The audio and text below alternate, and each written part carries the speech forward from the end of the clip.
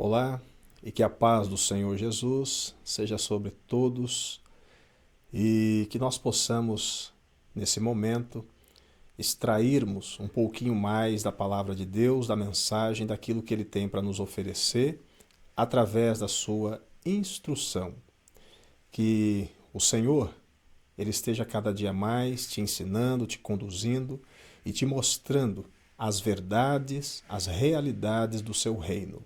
Vamos orar ao Senhor para que possamos entrar em mais um estudo. Hoje, como sempre, eu tenho um assunto bastante importante, muito relevante e muitas vezes mal compreendido, e que não pode ser totalmente entendido, porque nós não temos essas condições, essa capacidade. Porém, muitas coisas que nos são passadas, muitas coisas que nos são ensinadas a respeito de Deus, o Pai, elas também não alcançam nem mesmo aquilo que está expresso dentro das Escrituras. E as Escrituras nos trazem muita informação sobre o nosso Deus e sobre o nosso Pai. E hoje nós vamos aproveitar essa oportunidade para falarmos um pouco sobre o nosso Deus, que é também o nosso Pai. Se assim nós nos colocamos como filhos, estamos e agimos como filhos diante da presença dele. Oremos ao Senhor. Te damos graça, Senhor nosso Deus, pela bondade, pela oportunidade que temos de nesse momento nos depararmos com a tua palavra.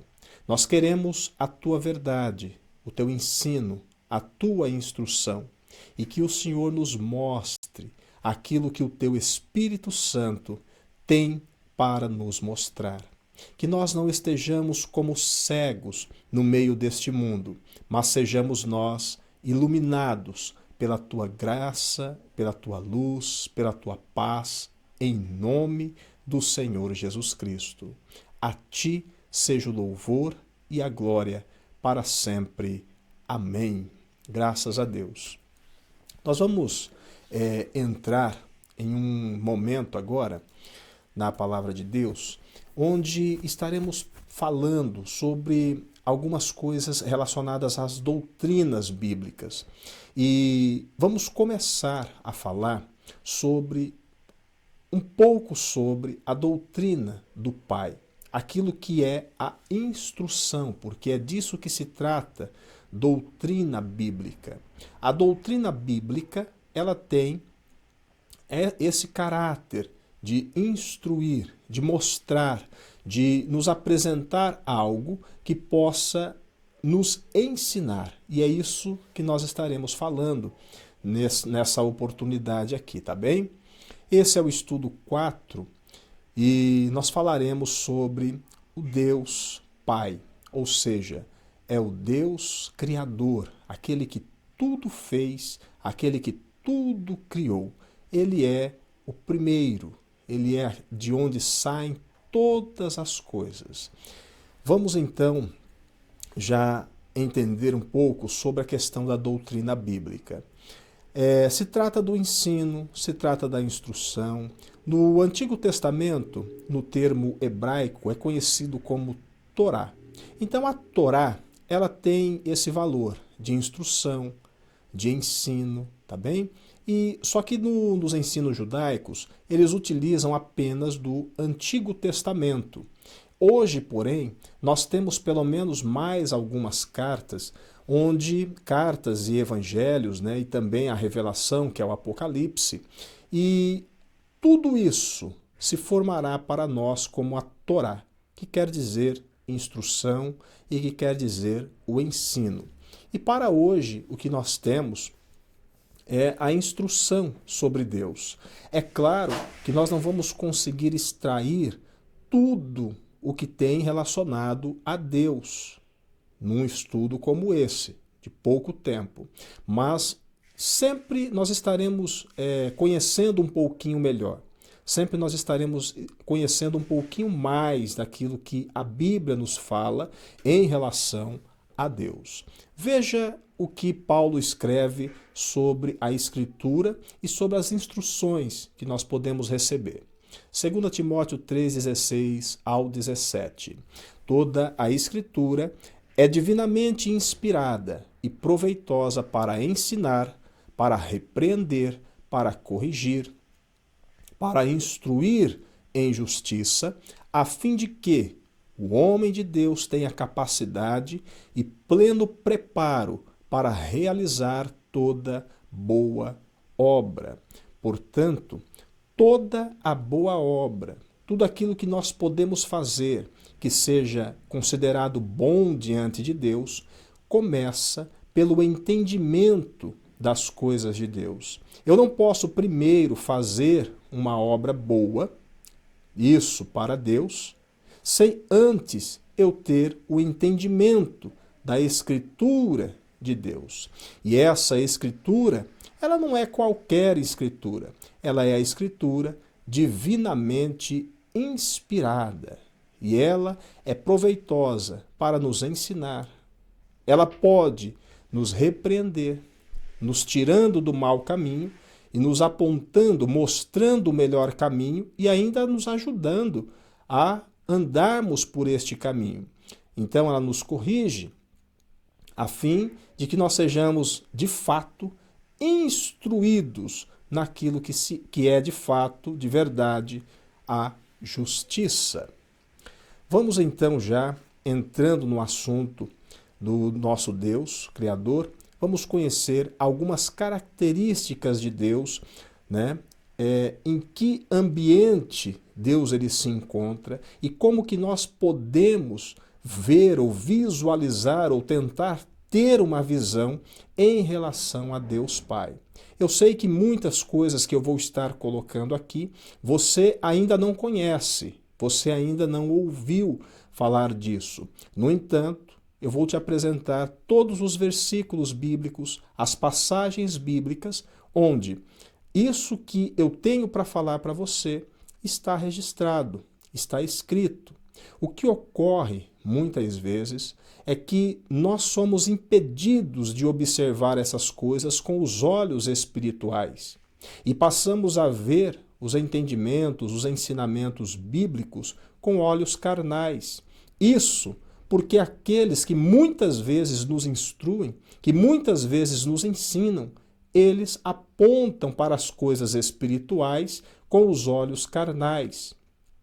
E é isso que faz com que nós não tenhamos uma visão correta, uma visão espiritual, uma visão ampliada das coisas, porque permanecemos dentro de um enclausuramento e estamos praticamente dentro de uma casca. E essa casca, ela impede que nós saiamos para fora. Ela impede que nós observemos as coisas da forma como é.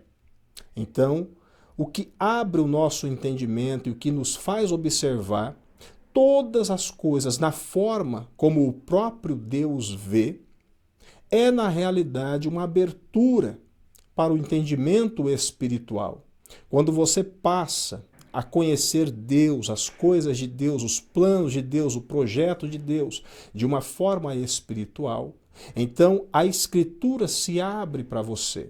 E esse é o intuito de nós estarmos aqui, na Sala Gênesis, conhecendo a Bíblia, conhecendo as doutrinas bíblicas, as Escrituras, não de uma forma teológica simplesmente, não de uma forma onde nós podemos colocar Deus dentro de um tubo de ensaio, colocar Deus dentro de um tubo de um laboratório, mas conhecer Deus na forma como Ele quer que nós o conheçamos.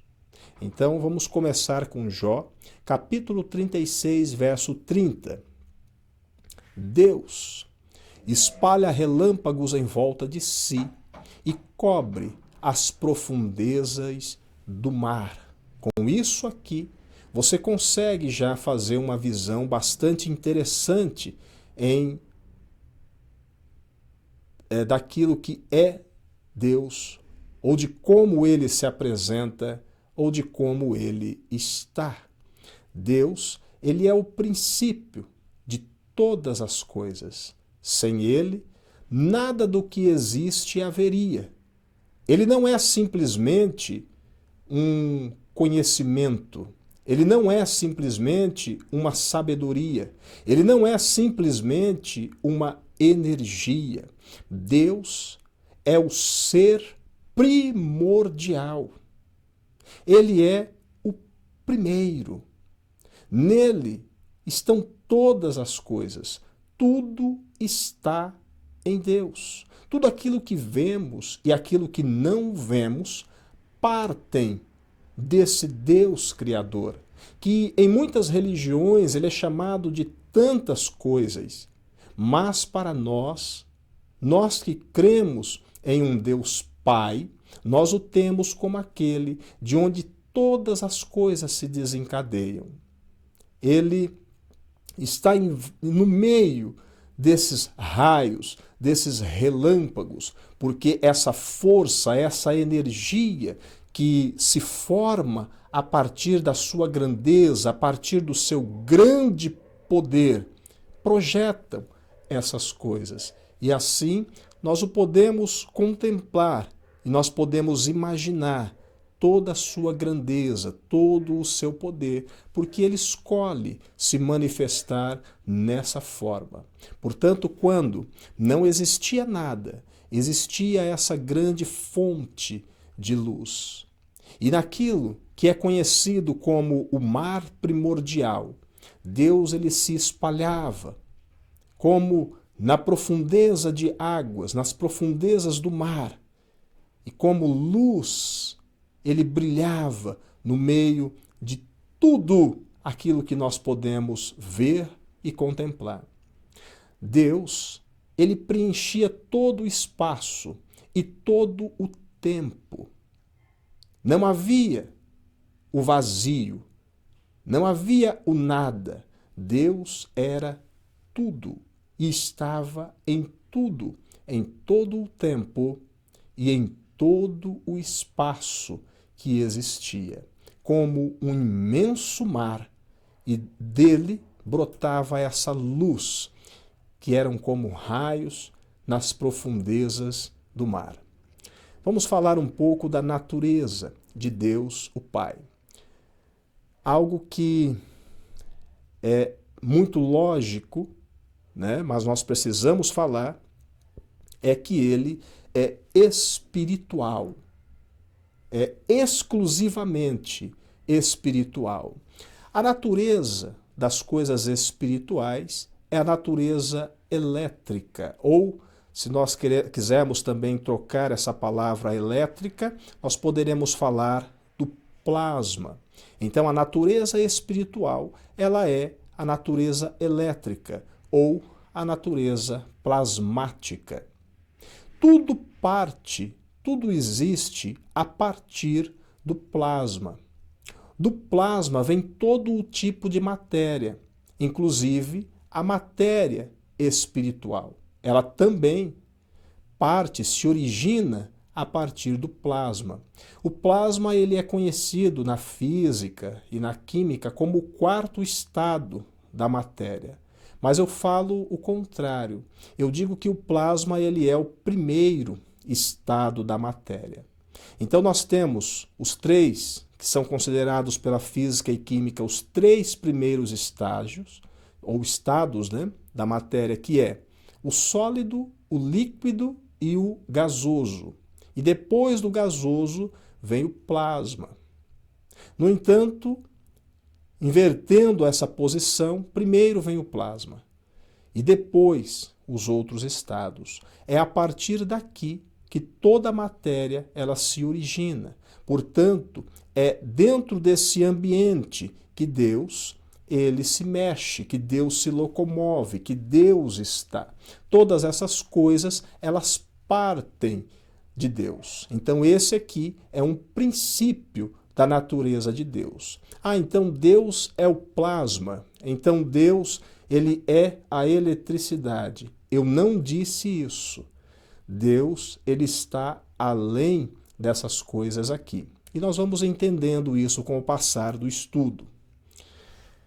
Também, nessa natureza de Deus, nós podemos ver claramente que se trata de um ser extremamente poderoso, eu diria infinitamente poderoso, onde não há um limite para o seu poder e para a sua atuação. Ele pode atuar e ele pode fazer qualquer coisa através do seu poder. E esse poder, ele tem uma característica energética, porque já como falamos aqui, a eletricidade, ela está totalmente, intrinsecamente ligada à questão espiritual. De forma que o que é o espírito? O espírito, ele é a própria eletricidade. Todo espírito, ele é elétrico, ele tem características elétricas. E esse poder de Deus, ele está totalmente baseado, totalmente ligado a uma questão de energia. E isso faz parte da natureza de Deus. Com todas essas questões aqui, de eletricidade, de plasma, de energia, é lógico que um efeito natural de tudo isso será uma grande luz, uma luz bastante poderosa, uma luz muito forte. Então ele vai ser a fonte de toda a luz, de modo que tudo que brilha e tudo que existe em nosso tempo, em nosso mundo, no mundo espiritual e tem essa luz ela provém de Deus. Vamos adiante. Nós vamos encontrar uma passagem lá em João, capítulo 4, no verso 24, um detalhe aqui, mas nós vamos ver a mulher samaritana. E ela chega até um poço, o poço de Jacó, onde está Jesus, e Jesus ele fala com essa mulher. Os samaritanos não tinham contato com os judeus, com os hebreus, uma questão histórica, né? Uma rusga, uma encrenca que havia entre eles. E Jesus se dirige a ela, fala com a mulher samaritana. Ela até se admira da atitude de Jesus, percebendo que ele era um judeu e os judeus não se comunicavam com os samaritanos. Mas Jesus não veio aqui para criar separação entre povos e entre pessoas. Jesus veio para trazer a luz a todo o mundo. Aquela mesma luz de Deus que nós vimos ali, de onde se origina essa fonte de luz. E a mulher, ela pergunta para o Senhor onde que é o certo adorar a Deus. É certo adorar em tal monte, no monte que está nas bandas onde os samaritanos habitam? Ou é certo adorar ao Senhor no monte onde os judeus dizem que Deus deve ser adorado, que Deus deve ser venerado? E em João 4:24, Jesus responde: Deus é Espírito, e é necessário que os seus adoradores o adorem em espírito e em verdade. Portanto, a natureza de Deus, sendo espiritual, não importa qual seja o local, o lugar onde vá se buscar a Deus, onde vai se adorar a Deus, não importa. Porque Deus, sendo Espírito e preenchendo todos os vazios e todos os lugares, Ele estará ouvindo em qualquer lugar a adoração que será feita a Ele. Então os que adoram a Deus devem também o adorar em espírito. Mas não só em espírito, em verdade. Ou seja, não é por uma questão de religiosidade e não é por uma questão de obrigação, mas é por uma questão de ter essa vontade, esse desejo de celebrar a Deus, de estar com Ele e de amá-lo. E com isso, essa adoração é recebida pelo Senhor. Não é só em espírito, ou seja, ligando o meu espírito ou ligando o meu espiritual ao espiritual de Deus, mas colocando também o meu coração, a minha mente, a minha inteireza diante de Deus. É importante nós conhecermos isso já nesse momento, para que possamos saber que nós não estamos servindo a Deus por uma questão de obrigação, porque nossos pais faziam, porque simplesmente os nossos avós faziam, porque a nossa religião diz que isso é para se fazer. Mas nós fazemos isso porque existe dentro de nós uma vontade, existe dentro de nós um amor, existe dentro de nós uma realidade que é a realidade de que nós entendemos que não podemos viver, que não podemos caminhar sem a presença do nosso Deus. Deus, sendo pleno, tudo nele e nada sem ele. Todas as coisas em Deus. E isso faz com que Deus, ele seja de fato o único em todos os ambientes, em todas as dimensões, faz dele o único ser totalmente pleno, ou seja, tudo está nele, todas as coisas ele conhece. Ele tem em si o resumo de tudo o que há, de tudo o que existe. Tudo nele e nada sem ele. Nenhuma coisa, nem nada pode subsistir sem Deus. Não existe nenhuma vida, nenhum ser, esteja esse ser na luz ou nas trevas, que tem a capacidade de viver ou sobreviver sem a ajuda, sem a capacidade que Deus dá. Todas as coisas estão nele, tudo se concentra dentro dele. Deus é a plenitude de tudo o que há. Se nós pudéssemos, de alguma forma, conter Deus, seria uma forma como essa, uma figura que eu peguei aqui, simplesmente para ilustrar, onde tudo o que há, todos os detalhes e todas as coisas que existem, todas as formas e todas as cores, tudo o que há está contido dentro de Deus.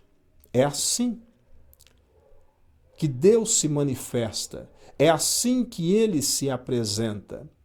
Deus, ele não é ou ele possui uma forma, um tipo.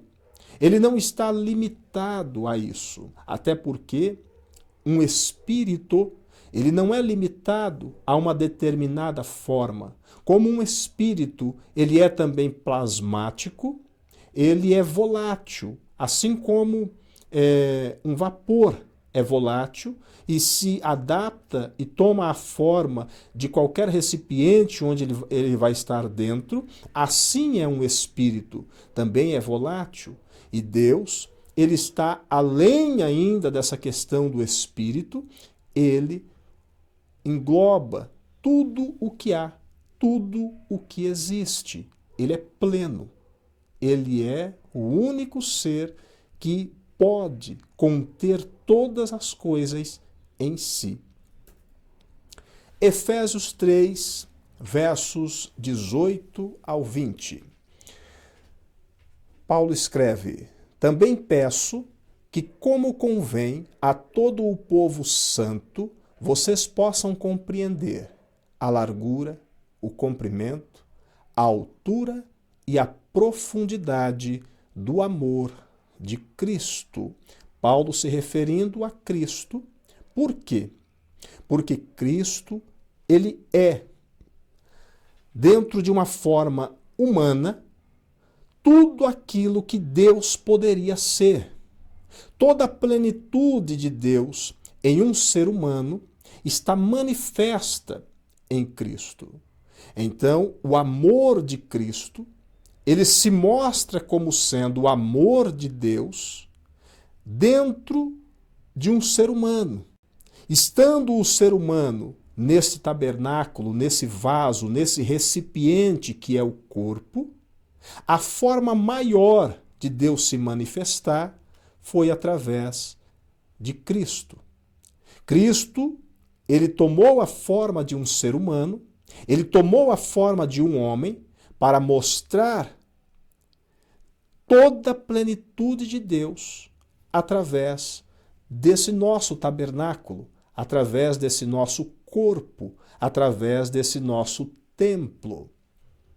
Que vocês experimentem esse amor, ainda que seja grande demais para ser inteiramente compreendido.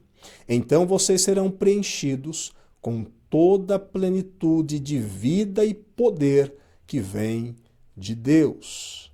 Deus, ele é a plenitude da vida e ele é a plenitude do poder. É incomparável, não tem como fazer uma comparação desse que é o tudo em todos. Mas o desejo de Paulo é que esse amor, ainda sendo grande demais, que ele seja de alguma forma buscado e que nós possamos estar correndo atrás disso para tentarmos entrar nessa plenitude e viver essa plenitude, que ainda não é uma realidade para nós, mas quando nós estivermos muito mais próximos dele, então tudo isso que Cristo sentia, tudo isso que havia dentro de Cristo, também passa a ser uma realidade dentro de nós. Toda a glória seja a Deus, que por seu grandioso poder que atua em nós, é capaz de realizar infinitamente mais do que poderíamos pedir ou imaginar. Quando isso acontece, quando nós começamos a nos revestir desse amor de Cristo, nós então passamos a experimentar aquilo que nem pedimos e aquilo que nem imaginamos. O amor é uma característica profunda e especial de Deus, de forma que o próprio João, o João apóstolo, ele vai dizer que Deus é amor. Ou seja, o amor é algo tão grande, é algo tão infinitamente maior, que Deus ele está completamente tomado, completamente cheio dessa questão do amor. Deus Pai não tem ou possui algo, ele é. Bom, aqui nós vamos entender que Deus, ele não é como o ser humano, que nós temos uma vida, que nós temos um corpo, que nós temos uma casa, que nós temos um lugar para viver, para morar, que nós estamos em uma cidade e fazemos parte de um povo. Essas características, elas não se... Deus ele não se atém a essas características. Porém, para que Deus ele pudesse se relacionar conosco, para que Deus ele pudesse interagir com a sua criação, então ele tem que usar os termos, as palavras, ele tem que se desmontar, ele tem que se fragmentar e ele tem que se sujeitar também às suas próprias regras que ele deu aos homens, que ele deu aos anjos, para que ele pudesse interagir com a sua criação. Mas o fato é que Deus ele não tem coisas, porque ele é tudo. E é isso que nós vamos entendendo através da leitura bíblica. Em Êxodo 3,14, quando Deus disse a Moisés: "Eu sou o que sou, assim responderás aos israelitas: Eu sou, me enviou a vós." Veja que quando Moisés pergunta a Deus, e eu vou falar que um Deus me enviou para falar ao faraó: "Deixe sair o meu povo." Mas quando eu for apresentar esse Deus, que nome tem esse Deus? Qual é o teu nome? E Deus diz para Moisés: você vai dizer simplesmente que o Eu Sou me enviou a vós. Quando nós pegamos essa mesma frase dentro do hebraico, aqui nós também poderemos visualizar como que Deus se apresenta para Moisés. É a primeira vez que ele fala dessa forma com um homem. Então, no hebraico, aqui vai aparecer o termo eu sou, assim como aqui também aparece esse termo eu sou. Então, o que vai ocorrer aqui é que Deus a frase ela vai estar escrita nessa forma aqui. Vayer Misher Elohim El Moshe Ahayar Esher Ahayar. Ou seja, eu sou aquilo que eu sou. Mas é aqui que eu chamo a sua atenção para a questão do verbo no hebraico. O verbo no hebraico, na realidade, ele não tem o tempo como no português. Então, no hebraico, esse termo eu sou, ou errayar e arrayar, ele quer dizer também eu sou o que sou, mas quer dizer eu serei o que eu serei, e também quer dizer eu me tornarei naquilo que eu me tornar. Então significa o que isso? Eu serei o que eu serei e eu me tornarei o que eu me tornar. Isso quer dizer que Deus ele não tem uma característica única. Ele não tem uma forma única. Ele não é uma coisa, mas ele pode ser qualquer. Ele pode se fazer de qualquer forma. Ele pode conter nele qualquer elemento. Ele é aquilo que ele é, ou ele é aquilo que ele tem vontade de ser. Ele não está limitado, como os homens, como nós, dentro do nosso corpo. Estamos limitados a essa forma. Deus não. Ele pode ser o que ele quiser ser e ele pode se tornar o que ele quiser se tornar. No entanto, Deus ele escolhe um padrão para ele, mas é uma escolha dele. É ele que escolhe isso, porque ele escolheu ser para nós o que ele é. Mas, na realidade, a sua natureza proporciona a ele a liberdade para que ele seja aquilo que ele quiser ser. Isaías 46:5. Há alguém com quem vocês possam me comparar? Algum desses ídolos pode ser semelhante a mim? A quem vocês me assemelharão para que sejamos comparados? Não existe dentro da criação algo que possa ser comparado ao Senhor Deus. Ele é único. 1 Coríntios 15:28.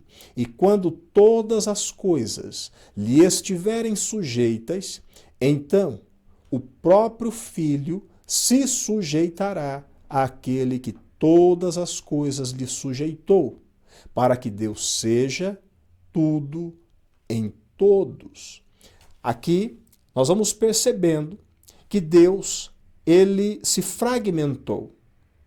Deus, ele se espalhou, ele se esparramou.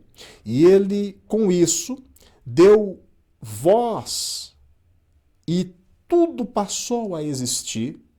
E ele passou então a se contemplar. Deus passou a ver a si mesmo, na sua obra, na sua criação, nos filhos angelicais que ele criou e também na humanidade, na terra, nos céus que ele fez. Tudo isso é uma expressão do próprio Deus. E como isso se corrompeu também, de alguma forma, porque houve a necessidade de Deus dar liberdade à sua criação, e alguns seres, eles se revoltaram contra Deus, eles se rebelaram contra Deus, e de alguma forma eles se afastaram muito daquele primeiro momento, daquele primeiro amor com Deus. E isso fez com que as coisas elas estivessem agora em um outro ambiente, já não próximo de Deus, mas longe, afastado de Deus.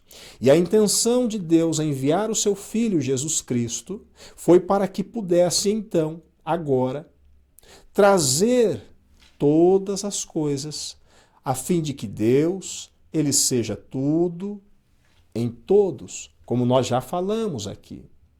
Deus tinha em si, lá naquele princípio, lá naquele começo, numa eternidade desconhecida, mas ele tinha em si tudo, tudo estava ligado, conectado a ele. Ele era, eu vou brincar aqui com isso, tá? Mas ele era um Deus feliz. Todo o amor, toda a alegria, toda a paz, toda a sabedoria, ele se divertia com tudo isso, ele se alegrava com tudo isso. E um desejo, uma vontade de ver aquilo de outras formas, de outras maneiras, fez com que ele trouxesse à tona a sua criação. E é isso que Deus faz porque ele tem vontade de fazer isso. E no momento isso se corrompeu pela liberdade que o próprio Deus deu e as coisas vieram a se afastar dele. Mas o desejo de Deus é que isso volte a ser como era naquele princípio, como era naquele começo. 2 Coríntios 5, 18 ao 19. Todas essas coisas novas vêm de Deus, que nos trouxe de volta a si mesmo, por meio daquilo que Cristo Jesus fez. E Deus nos deu o privilégio de insistir com todos para que se reconcilie com Ele.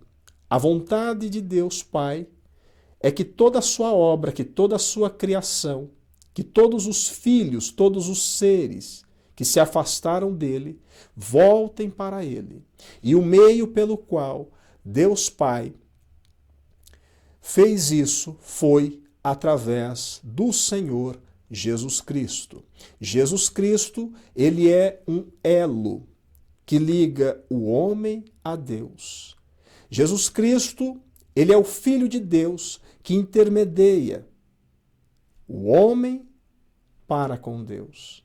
E agora nós estamos dentro dessa alegria, nós estamos dentro já desse retorno, estamos fazendo parte já dessa ligação próxima, ligada ao interior de Deus.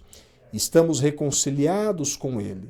E é claro que vamos estar falando disso, esparramando isso para pessoas, para irmãos, para a família, para que todos eles também estejam reconectados a Deus e busquem ao Pai e se liguem a Ele e comecem então a fazer parte desse momento de reconciliação.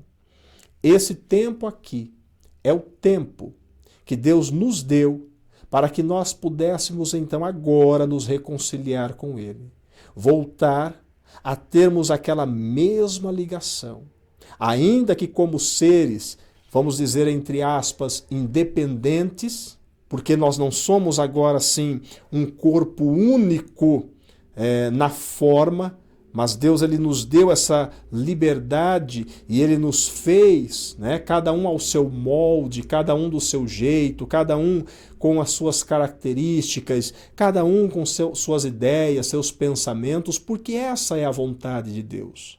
Vontade de interagir, vontade de se conectar, vontade de ser adorado, vontade de ter outros para compartilhar a sua grandeza, a sua maravilha. Então tudo Deus fez para manifestar a sua glória, para que todos pudessem contemplar a sua grandeza. Essa é a vontade de Deus. Pois Deus estava em Cristo, reconciliando o mundo para si, não levando mais em conta os pecados dos homens contra eles, e sim apagando-os. essa mensagem maravilhosa da reconciliação, ele nos deu para transmitir aos outros. E aqui, neste mundo, Deus está nos reconciliando com Ele, está nos colocando de novo na presença dEle.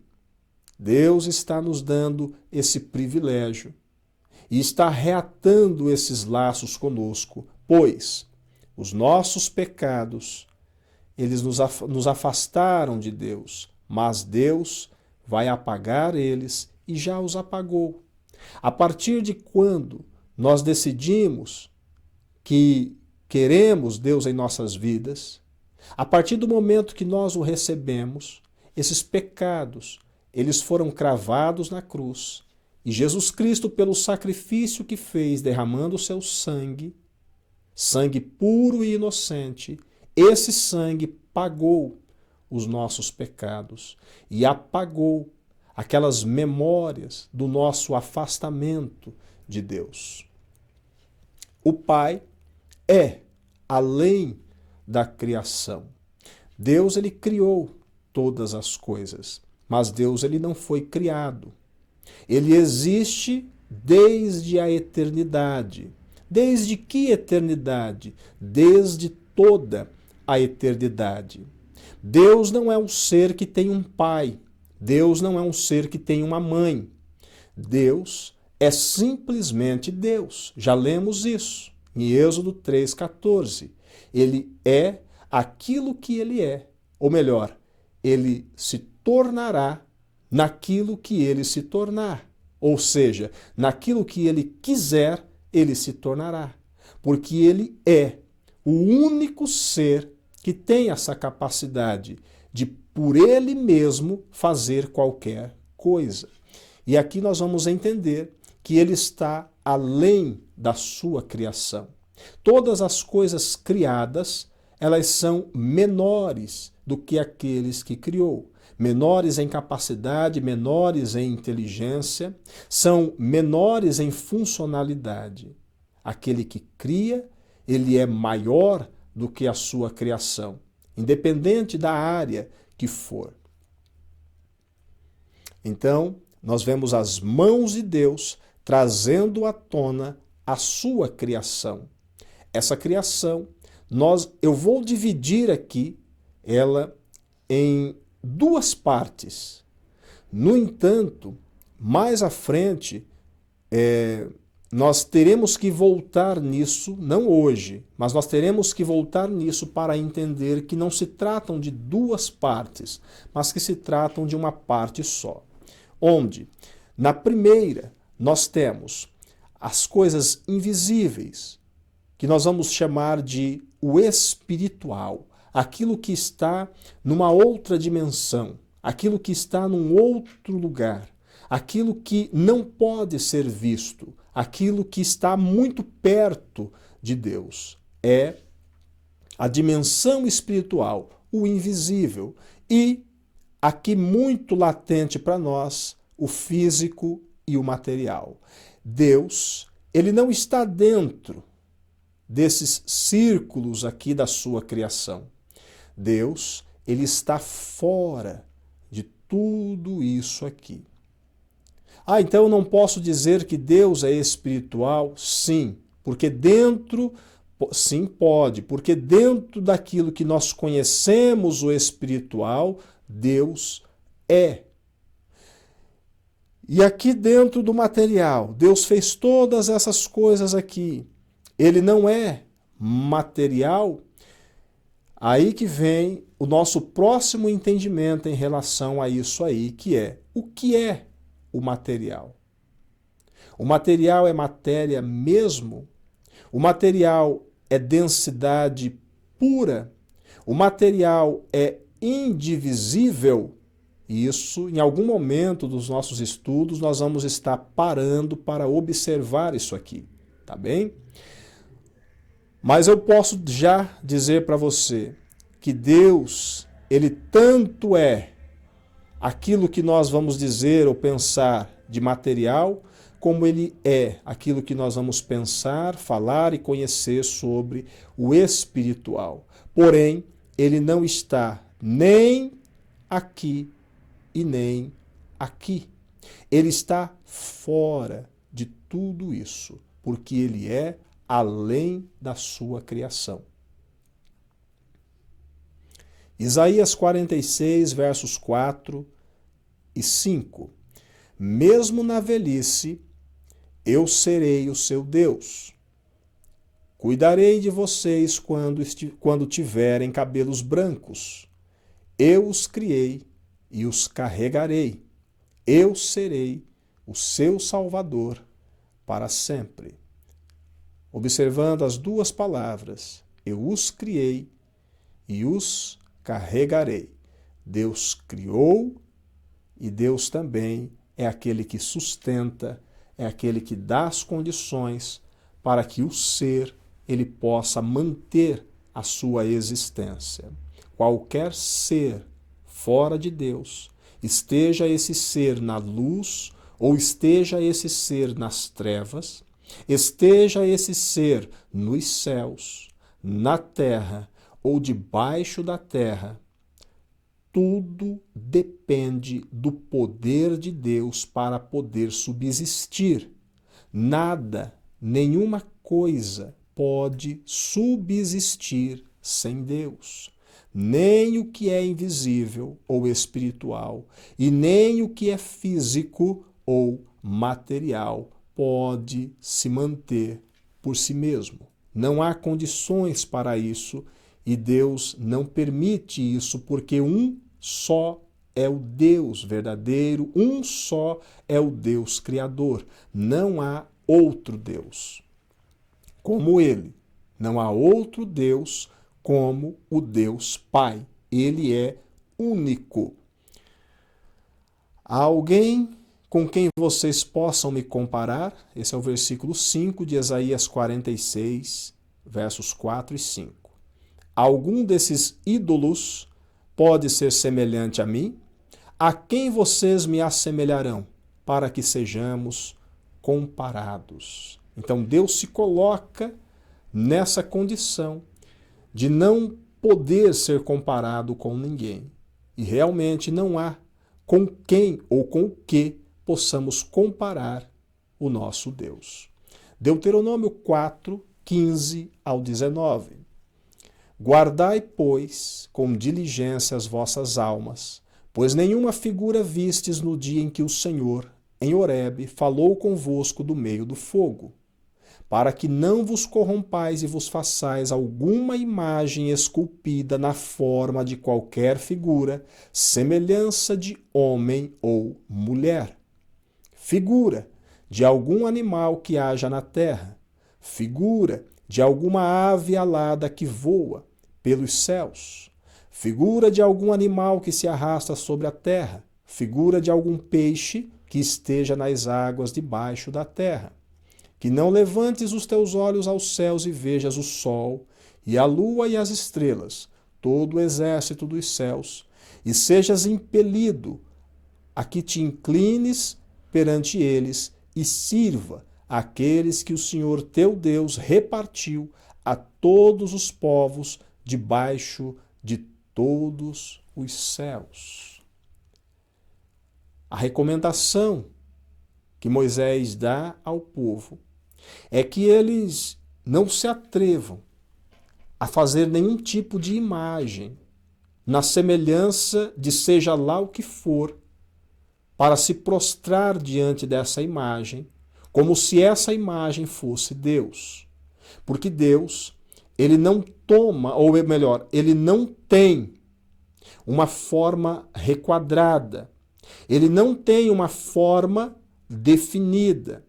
Deus, ele não é como um homem ou como uma mulher, nesse sentido aqui do nosso corpo, do nosso tabernáculo, do nosso templo. Não. Ele não tem a forma de uma ave, e então se resume a forma dessa ave. Assim como ele não tem a forma e é igual ao sol, igual à lua ou igual a uma de suas estrelas. Seja o que for, Deus ele é incomparável. Ele não pode ser comparado com nada. E é por isso que já dentro da lei de Moisés, não é permitido que se faça algum tipo de imagem como referência a Deus, porque ele não pode ser comparado com nada e nenhuma coisa pode se assemelhar a ele. Nada chega nem no risco próximo daquilo que Deus é, daquilo que ele pode se tornar, o que ele pode fazer com a sua própria forma. Uma recomendação muito importante e que nós mesmos temos que observar, para que não fiquemos imaginando algumas coisas e pensando que Deus é um homem, no sentido de estar dentro do corpo, esse Deus criador. No sentido, ele é uma mulher, no sentido de que Deus está dentro do corpo que tem aquela forma feminina. Deus não tem essas formas porque ele não se resume a isso. Ainda que ele interaja com o ser humano, ainda que ele faça questão de interagir, conversar, buscar um tipo de relacionamento com o ser humano, Deus faz isso através de muitas formas. Assim como ele tem a Jesus Cristo, e Jesus Cristo sempre foi o interlocutor de Deus com a sua humanidade, desde os tempos de Adão e Eva. Quando diz a Bíblia que Deus vinha ou descia até o jardim do Éden para conversar com Adão e Eva, como que nós imaginamos que aquilo acontecia? Em que forma Deus vinha falar com ele? Naquele momento ali, já era Cristo se manifestando e trazendo Deus dentro de si, ou uma parte de Deus dentro de si, para se comunicar com o homem, para se comunicar com o ser humano. Mas o Deus Pai, esse ser que está além da sua própria criação, esse Deus, ele não tem essa forma de interagir com o ser humano. O seu Filho, Jesus Cristo, que muitas vezes na Bíblia é chamado também de o anjo do Senhor, principalmente no Antigo Testamento, esse anjo do Senhor, ele sempre interagiu com o ser humano, trazendo a presença de Deus e manifestando a presença de Deus neste mundo, nessa terra, fazendo então um serviço, algo que o Deus Pai estabeleceu para que ele fizesse.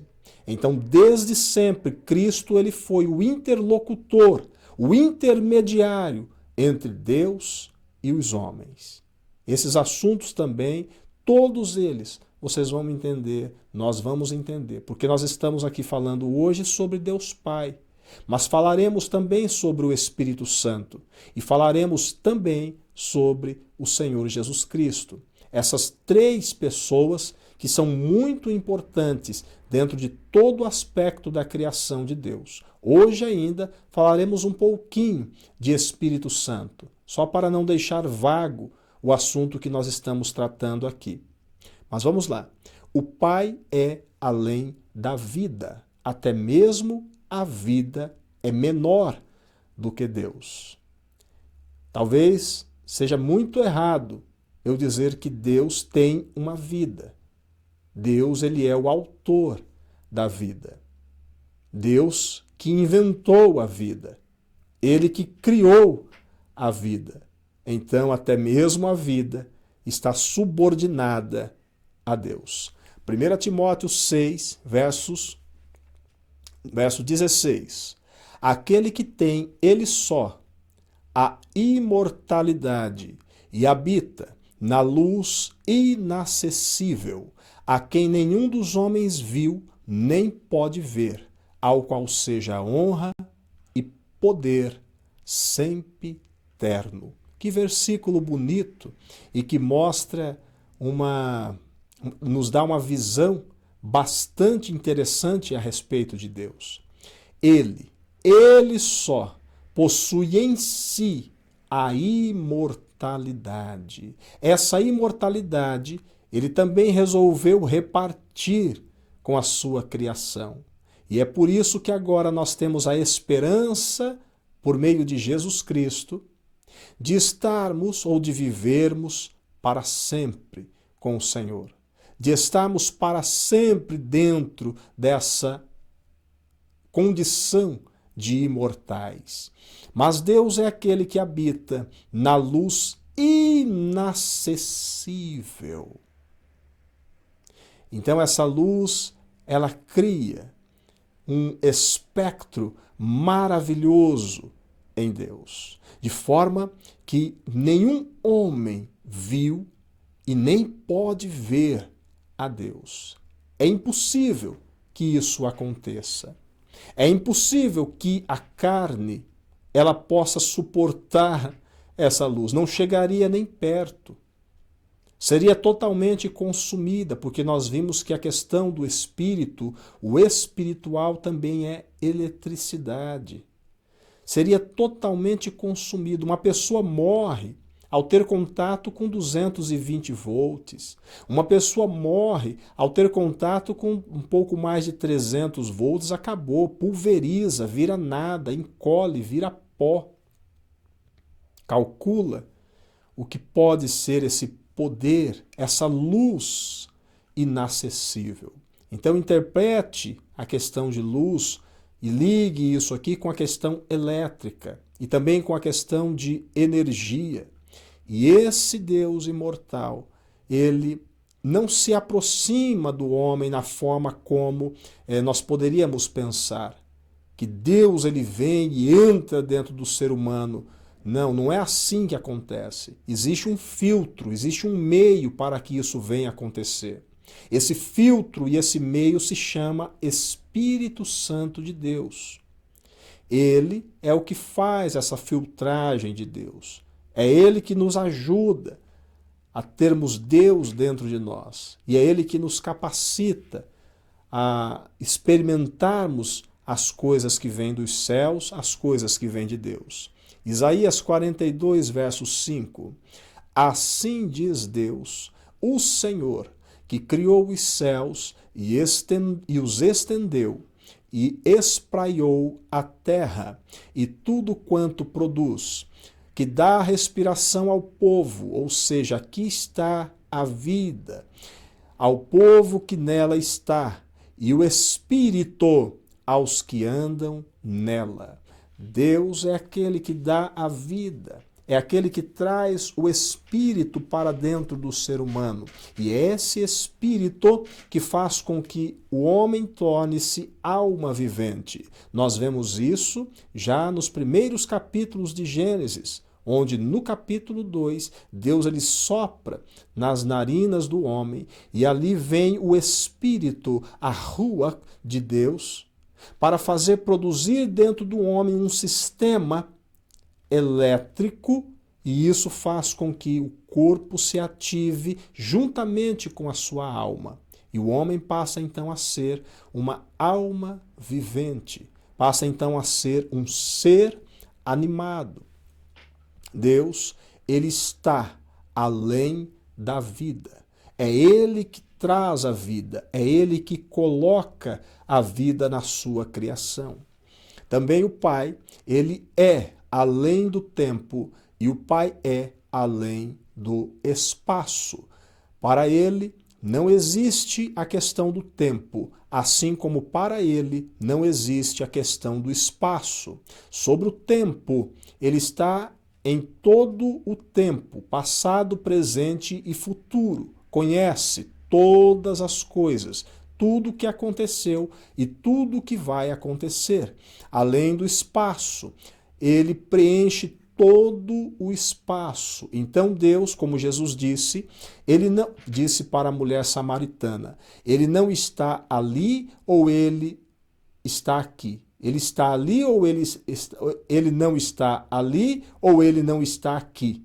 Ele está em todos os lugares, em todo o tempo. Salmo 90, verso 4, para vermos essa questão do tempo. Para o Senhor, 1000 anos são como o dia de ontem, que já se foi, como uma noite de sono. 1000 anos para Deus, como uma noite. Uma noite para Deus, como 1000 anos. Ele está fora do tempo, fora dessa linha temporal, independente do tempo que seja, pois existe o tempo terreno, mas existem também os tempos celestiais. São as eras, são as eternidades, são os eons, tá? O Olam, também falando da eternidade na língua hebraica, Salmo 139:8, para vermos que o Pai é além do espaço. Se eu subir bem alto, em direção aos céus, lá o Senhor está. Se eu quiser descansar no reino dos mortos, ou no Hades, ou no Sheol, ou no inferno, lá também o encontrarei. Não existe limite de espaço para Deus. Ele se encontra e ele está em todo lugar e em todo o tempo. Até aqui, podemos concluir que Deus não é comparável a nenhuma outra existência criada. Não é um vapor, fumaça, simplesmente uma energia, nem uma força, etc. Então, o que Deus é? Deus é uma pessoa. Deus é um ser com vontade de interagir, com vontade de conversar, que gosta de comunhão, que tem desejo, que sonha, que interage. Deus é uma pessoa. Deus sequer se compara ao nosso espírito. Importante isso, tá? Que também foi criado e está limitado no tempo e no espaço. Como eu disse, não importa onde esteja o tempo e onde esteja o espaço. Nós podemos estar falando disso aqui na Terra, mas podemos estar falando disso aqui também nas dimensões espirituais. Pois mesmo nas dimensões espirituais se passa tempo e também existe uma questão de espaço. Mas Deus ele está fora disso aqui. É claro que com mais tempo e com mais estudos nós vamos entendendo melhor essas questões, principalmente em se tratando das dimensões espirituais. Porque existe uma impressão que muitas vezes nos é dada por questões de religiosidade, de que foi para outra dimensão, foi para o mundo espiritual, acabou o tempo e acabou o espaço. No entanto, a Bíblia, ela não diz isso. Ela fala que os tempos dentro das dimensões espirituais ou dentro do reino espiritual, ele é um tempo diferente. Vai de eternidade a eternidade, ou vai de Olam para Olam, ou vai de um eon para outro eon. Mas existe um tempo. Existe um tempo onde é relatado lá em Apocalipse, onde, por exemplo, a árvore da vida, ela produz fruto nos 12 meses do ano. Isso nos dando uma referência de que, de alguma forma, existe uma questão temporal dentro das dimensões espirituais. Entendemos também até aqui que a existência do Senhor é algo infinitamente superior a qualquer outra coisa criada, aos astros, aos anjos, à matéria, à imatéria, etc. Bom, agora falaremos sobre a dualidade de Deus Pai. Aqui nós temos um assunto bastante importante, porém, ele é mal compreendido. As pessoas pouco entendem disso aqui, mas a Bíblia nos mostra, a Bíblia nos fala sobre essa questão de Deus dual, ou a dualidade de Deus. Isso aqui nos fala de quê? Isso aqui complementa a questão da plenitude de Deus. Deus é pleno. Todas as coisas estão nele. Ele está em todas as coisas. Então, isso aqui nos mostra que Deus, ele tem um lado e outro lado. Ele não é uma coisa só. Deus é ou é as duas coisas, tanto um lado como o outro lado. Ele é pleno. E isso faz dele Deus, porque existe em Deus um equilíbrio, como pouco existe em toda a sua obra, em toda a sua criação. Deus Pai, ele é totalmente equilibrado, porque existe nele uma questão de dualidade. São duas partes, são duas realidades que estão dentro de Deus. E isso foi apontado lá no Éden, quando Deus colocou no jardim, ou no meio do jardim, a árvore do conhecimento do bem e do mal. Dentro da Bíblia, e para que nós conhecêssemos essa dualidade, a árvore é chamada de árvore do conhecimento do bem e do mal. Na realidade de Deus, ela pode, e com certeza, ela tem um outro entendimento, ou é usado um outro termo para se expressar isso. E isso se chama a questão da dualidade. Então existe ali, já no Éden, uma representação dessa dualidade de Deus na figura da árvore do conhecimento do bem e do mal, que ao homem, naquele período, naquele momento que ele foi colocado ali, não foi permitido que ele tivesse acesso e comesse desse fruto. Por quê? Porque esse fruto, ele desencadearia um conhecimento, um entendimento que o homem não estava ainda preparado para ter. Haveria necessidade de o homem ter algumas experiências ainda e passar por algumas fases no mundo criado para que ele pudesse, daí então, ter condições de conhecer a árvore do bem e do mal, ou de fazer uso do seu fruto, fazer uso dessa árvore do conhecimento do bem e do mal.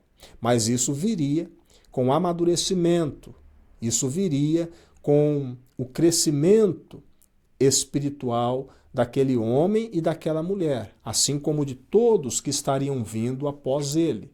Mas para aquele momento, dentro do entendimento e das condições que o homem e a mulher tinham, não era para que eles tomassem parte ainda da árvore do conhecimento do bem e do mal.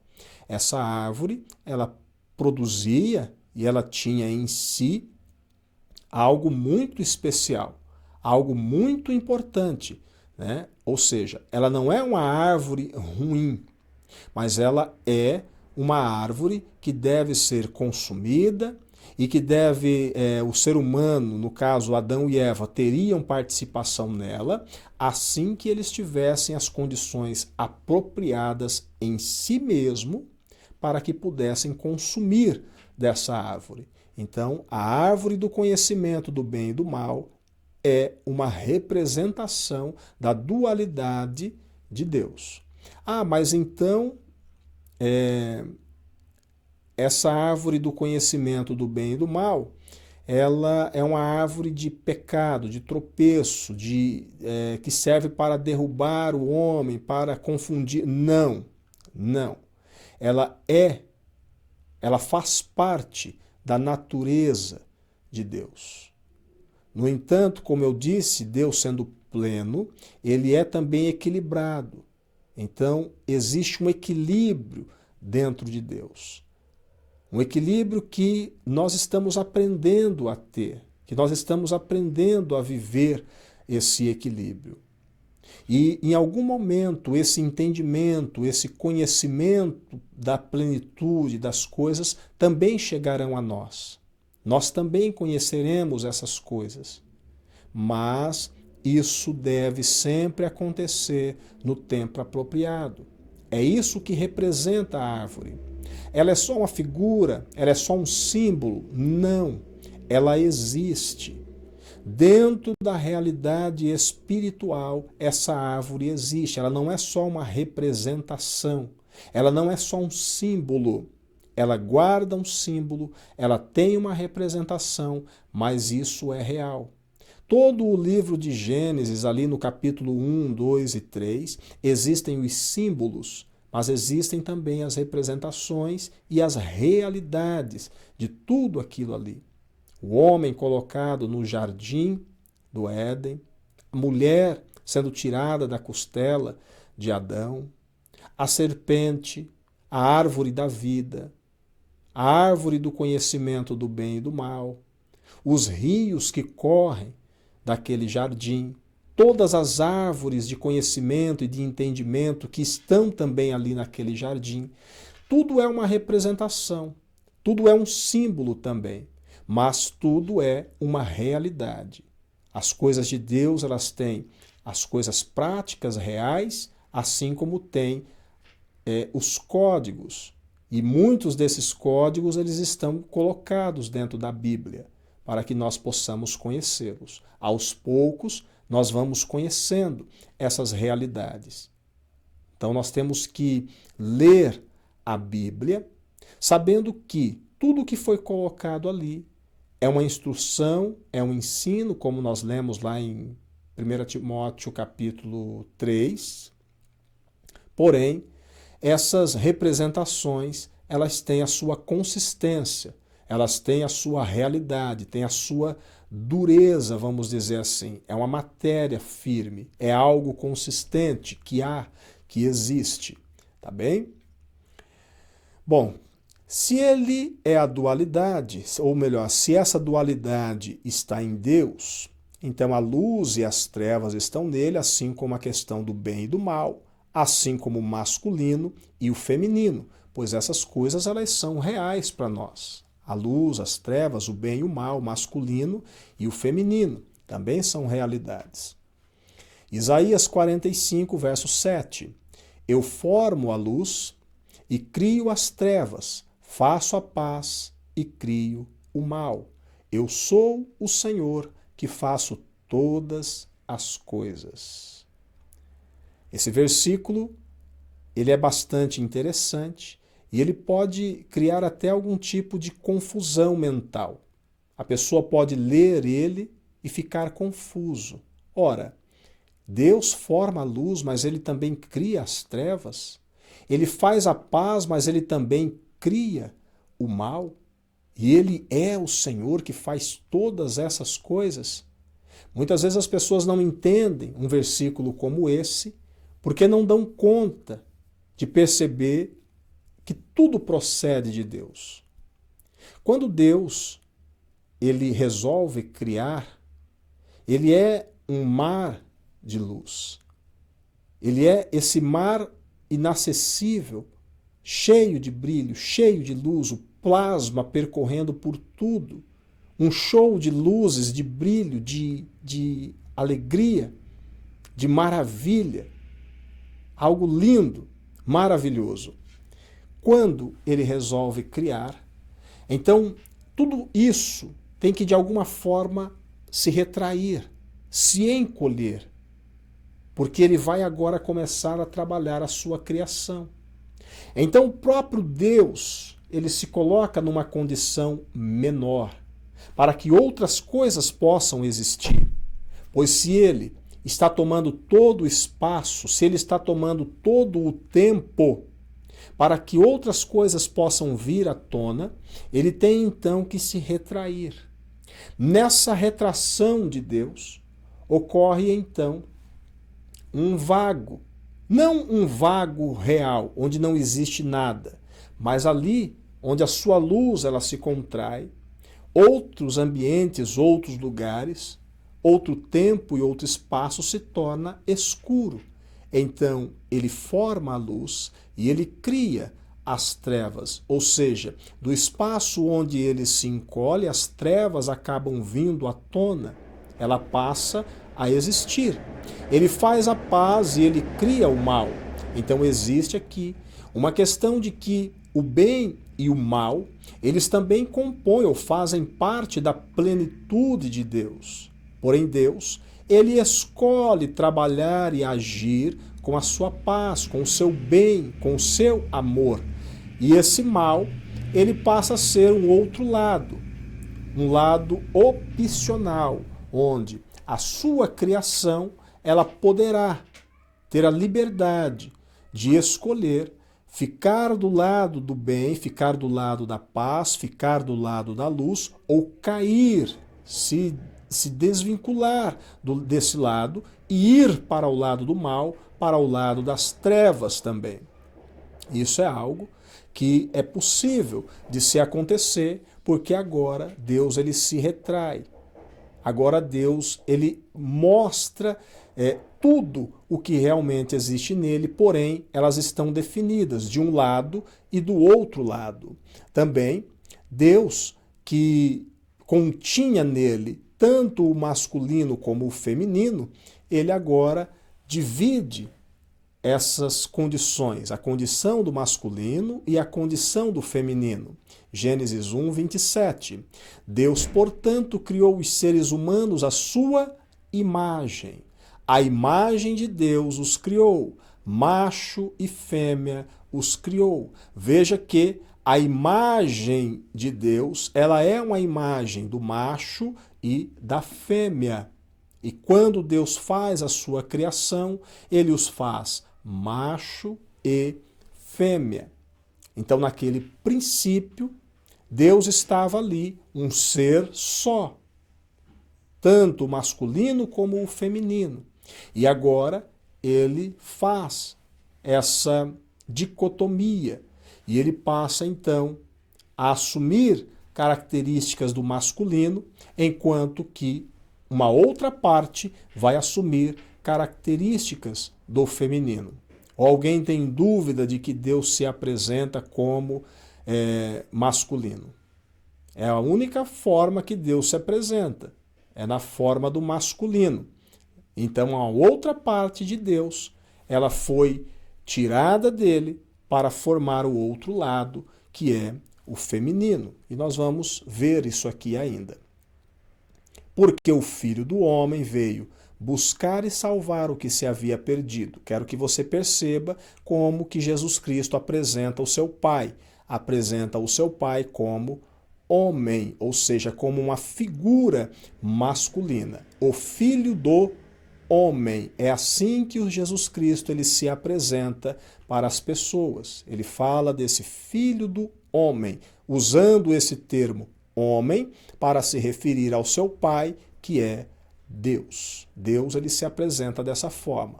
E o lado feminino é o Espírito Santo.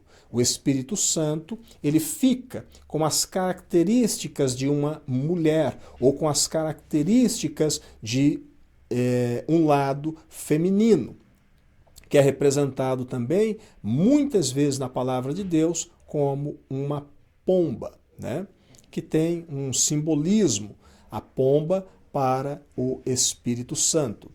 No hebraico é chamado o Espírito Santo, ou esse termo Espírito Santo, ele é escrito assim, é Ruach HaKodesh, que é o Espírito do Santo, ou Espírito Santo, certo? Espírito num sentido de vento, no sentido de ar também, né? Um ar em movimento, né? E o santo, porque ele vem de Deus. É o ar, o vento que sai de Deus. É o Espírito do Santo que vem de Deus. É conhecido em algumas passagens bíblicas com uma característica bastante ligada a ele, que é a sabedoria. Olha o termo a sabedoria. Esse termo em si ele é um termo feminino e está ligado à figura do Espírito Santo. Ruach HaKodesh, ele é um termo no hebraico feminino, tá ok? No português, Espírito Santo ficou com uma característica masculina. Lá no grego, ele é conhecido como pneuma, e pneuma é um termo neutro. Então o Espírito Santo, ele era, né, conhecido somente nessa forma aqui feminina, Ruach HaKodesh, é um termo feminino, nós dizemos a Ruach HaKodesh, não o Ruach HaKodesh, né? Esse Ha, ele é para o santo, mas Ruach, nós usamos a Ruach e não o Ruach, tá? E ele era feminino. No grego, ele ficou neutro, pneuma, e no português, ou no latim, ele ficou Espírito Santo, um termo masculino. Veja como que foi a progressão do feminino para o masculino, e isso já criou uma grande confusão na questão do entendimento de que esse Espírito de Deus, ou Espírito do Santo, ele é um termo feminino, usado no hebraico como um termo feminino. Isaías 11:2. E repousará sobre ele o Espírito do Senhor, que é o Espírito Santo, tá? O Espírito de sabedoria, olha a primeira característica aqui, sabedoria, e de entendimento, o Espírito de conselho e de fortaleza, o Espírito de conhecimento e de temor do Senhor. Esse Espírito Santo, ele é tirado de Deus para trazer a sabedoria, o entendimento, o conselho, a fortaleza, conhecimento e temor do Senhor. Tá bem? Nós vamos falar melhor de Espírito Santo num outro momento, quando tratarmos ainda de doutrinas bíblicas, tá bem? Mas hoje nós precisamos simplesmente ter uma visão geral para que nós possamos, então, visualizar a figura de Deus no masculino e a figura do Espírito Santo no feminino. Em Provérbios 8, versos 22 ao 31, é uma passagem que vai falar sobre a sabedoria. O autor, ele vai escrever sobre a sabedoria e ele vai nos mostrar aqui em que momento que essa sabedoria fazia parte com o Senhor Deus. Então o Senhor me possuiu, aqui é a sabedoria falando, tá? Esse possuir é algo que está ligado, é algo que está dentro, é algo que está muito próximo, é algo que está colado. Mas o Senhor me possuiu no princípio, aqui é o Reshit, e na Bíblia seria no princípio, né? No Bereshit. Ele me possuiu no Bereshit, ou seja, no princípio, como está escrito em Gênesis 1, verso 1. No princípio de seus caminhos ele me possuiu, né? Desde então e antes de suas obras, ou seja, antes de qualquer coisa, a sabedoria ela estava na posse do Senhor Deus. Desde a eternidade fui ungida, ou seja, foi selecionada, foi separada, desde o princípio, antes do começo da terra. Quando ainda não havia abismos, fui gerada. Aqui nós encontramos Espírito Santo sendo manifestado, gerado. Quando ainda não havia fontes carregadas de águas, antes que os montes se houvessem assentado, antes dos outeiros eu fui gerada. Ainda ele não tinha feito a terra, nem os campos, nem o princípio do pó do mundo. Quando ele preparava os céus, aí estava eu. Quando traçava o horizonte sobre a face do abismo, quando firmava as nuvens acima, quando fortificava as fontes do abismo, quando fixava ao mar o seu termo, para que as águas não traspassassem o seu mando, quando compunha os fundamentos da terra, então eu estava com ele, e era seu arquiteto. Era cada dia suas delícias, alegrando-me perante ele em todo o tempo, regozijando-me no seu mundo habitável e enchendo-me de prazer com os filhos dos homens. Então nós encontramos aqui essa alegria entre a sabedoria e o Senhor Deus, entre o Espírito de Deus e o próprio Deus, que antes que Deus formasse qualquer coisa, fossem as coisas dos reinos ou do reino espiritual como as coisas do reino terreno, antes de tudo, a sabedoria estava com ele. Mas como eu disse, nós vamos estudar melhor em outro momento o Espírito Santo. Mas para que você possa perceber a dualidade, então aqui nós já temos alguns versos para que não fique vago esse entendimento para você. Bom, dentro ainda dessa questão do Espírito Santo, tudo tem origem nele, até mesmo a pessoa geradora. Então esse Espírito Santo, ele na forma e no entendimento que nós temos aqui agora, de que ele é a parte feminina, ele também carrega em si esse poder de fazer e de gerar as coisas, porque isso Deus deu. Essa capacidade Deus deu à parte feminina, gerar, de trazer, de fazer a gestação, de gerar. Era o que o Espírito Santo fazia, então, como um agente da criação. O segundo Elohi, que é o Espírito Santo, a Ruach HaKodesh, né? Ele é o segundo Elohi, ou seja, ele é o segundo junto com Deus. Elohi é uma palavra que se remete a Deus, e quando está no singular, está falando do Deus Criador. No entanto, eu coloquei aqui o segundo Elohi porque eu quero me referir somente à questão do Espírito Santo, que é Ruach HaKodesh, tá? Mas Elohi é no singular e Elohim é no plural. Quando há a criação de todas as coisas no mundo, lá é dito que criou Deus os céus e a terra.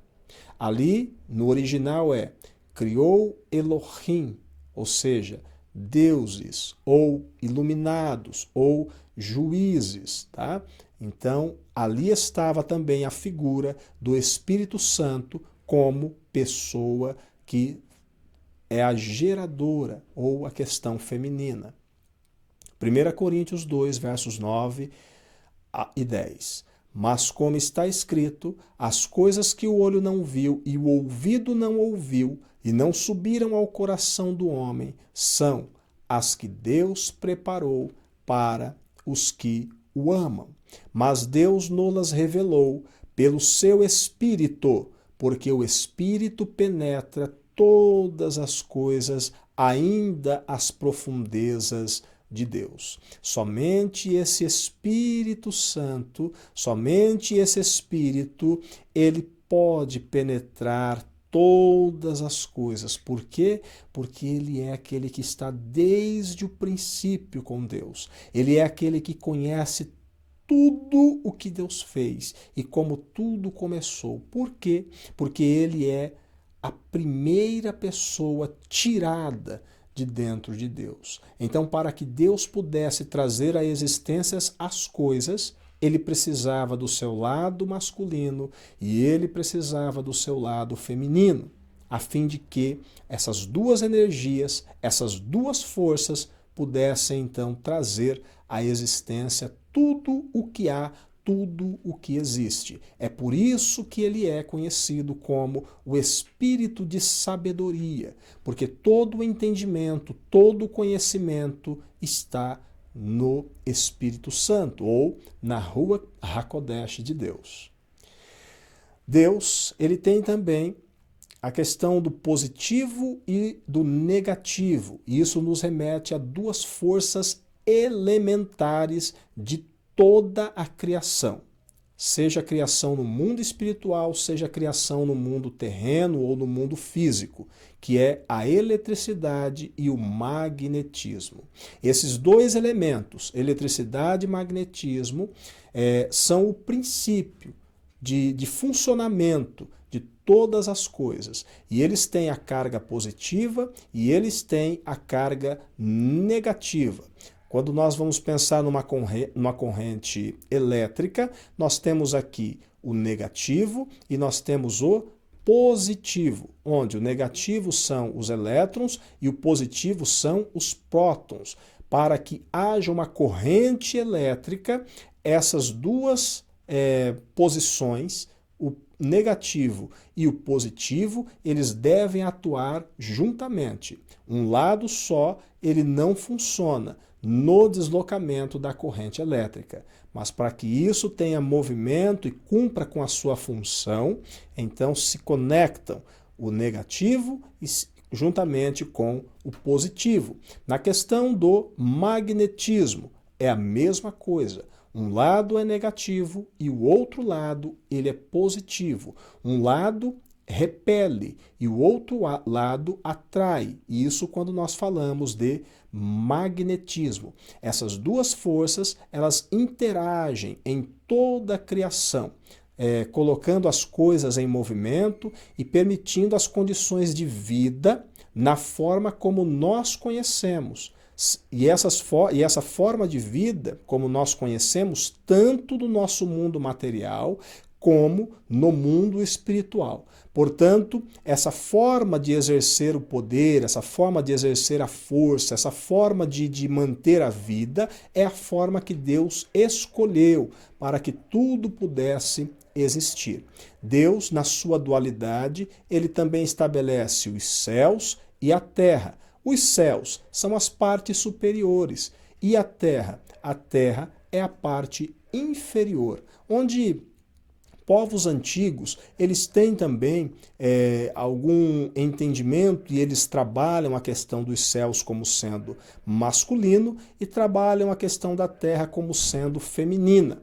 Por isso que alguns termos usados em religiões e em grupos entre os povos vão chamar a terra de alguma figura feminina e ilustrá-la como uma figura feminina, enquanto os céus eles são ilustrados e chamados por figuras masculinas. Tá? Os céus, no hebraico, é o Shamaim. Tá? E Shamaim aqui, só para que não haja nenhuma dúvida em relação ao que é a palavra, ela é águas que estão ali. São duas palavras juntas, tá? Chamá e maim. Maim são águas e chamá é ali. Então, águas ali, ou águas que estão ali. Os céus são os mundos espirituais e é a casa de Deus, é o mundo superior, onde Deus, ele habita, é o lugar onde ele está. Não que ele esteja resumido aos céus, mas é onde é possível estar próximo da sua luz, é onde é possível estar próximo de sua presença. E a terra? A terra, no hebraico, é Eretz, e ela é o mundo denso, é a casa dos homens. Então, na terra é o lugar onde nós habitamos, né? Onde nós somos formados, tendo já desde agora desse estudo alguma percepção de que o lugar que nós habitamos, ele deve ser o lugar conforme a Bíblia nos mostra, certo? Então existem várias representações e modelos de terra. A Bíblia, porém, ela nos deixa algumas características sobre o nosso reino, ou sobre esse lugar que nós habitamos. E isso também vocês vão estar conhecendo através das leituras bíblicas e através dos estudos, para que não haja nenhuma confusão em relação ao lugar que nós estamos, ao lugar que nós habitamos, tá? E essa terra, ela é composta e ela foi colocada aqui para que nós pudéssemos então interagir e de alguma forma ter entendimento e conhecimento das coisas de Deus, das coisas espirituais de Deus. Quanto a outros detalhes sobre este lugar aqui, em outros estudos nós estaremos falando também. Bom, em Deus nós encontraremos também a questão do amor e a questão da ira, que muitas vezes é explorado essas duas questões dentro da Bíblia. Em 1 João capítulo 4, versículo 8, aquele que não ama não conhece a Deus, porque Deus é amor. Deus é amor. Esse amor, ele está ligado a Deus, assim como a ira está ligada a Deus também. Porém, a ira em Deus, ela não é a ira como nós podemos traduzir na forma humana de se pensar, porque a ira de Deus ela tem a ver com sua justiça. E o amor, nós podemos traduzi-lo como o homem entende amor? Também não. O amor de Deus ele é excelente, supremo, exaltado. Romanos 3,5. Mas se a nossa injustiça demonstra a justiça de Deus, aqui já é a questão da ira. Que diremos? Por acaso Deus é injusto por aplicar a sua ira? Estou usando critérios humanos. Paulo falando aqui aos romanos sobre essa questão da justiça de Deus que se liga a sua ira. Portanto, em Deus nós encontraremos o amor, assim como em Deus nós encontraremos a sua ira na forma de justiça. O Pai Criador. Ou seja, agora falaremos um pouco de Deus que criou todas as coisas. Gênesis 1:1. No princípio criou Deus os céus e a terra. Deus, Elohim, aqui está englobado Deus, Espírito Santo e outros filhos de Deus que têm participação nessa criação. Deus, juntamente com o Espírito Santo, está agora criando os céus e a terra. Das infinidades de possibilidade de criação que Deus poderia constituir a existência, ele escolheu fazer tudo como nós conhecemos. Ou seja, Deus poderia ter feito todas as coisas de tantas outras formas e de tantas outras maneiras como ele determinasse fazer. Mas ele escolheu fazer tudo o que ele fez do jeito como ele fez. No entendimento de Deus, essa era a forma certa de se fazer tudo aquilo que existe, tanto nos céus como na terra. É uma vontade soberana, é uma vontade decisória, que não tem como nós rebatermos isso. Ele fez e ponto final. Está bem feito, está acabada a sua obra. Isaías 45, versos 9 ao 12. Ai daquele que peleja contra o seu Criador, daquele que não passa de um mísero caco entre os muitos cacos espalhados pelo chão. Porventura, o barro pode reclamar ao oleiro: que é isto que estás modelando? Será que a obra que fazes pode protestar? Tem experiência? Mostra as tuas mãos. Aqui seria o barro falando para o oleiro, né? Você tem experiência? Mostra aí as tuas mãos para que eu possa ver, como se fosse isso, né? Ai daquele que se insurge contra seu pai, alegando: que é isto que geraste? Ou se volta contra a própria mãe, dizendo: que é que dás à luz? Né? Falando aqui do pai e falando da mãe. Né? Então, Pai, Espírito Santo, o pai, o Deus Criador, e a mãe, que dá a luz, que é a geradora, aqui também aparecendo. Assim, pois, declara Yahvé, ou Senhor, né? O Senhor, o Santíssimo de Israel, o teu Criador. Vós me perguntais sobre os eventos futuros. Quereis saber sobre meus filhos e sobre a obra das minhas mãos? Eu é que fiz a terra e nela criei o ser humano.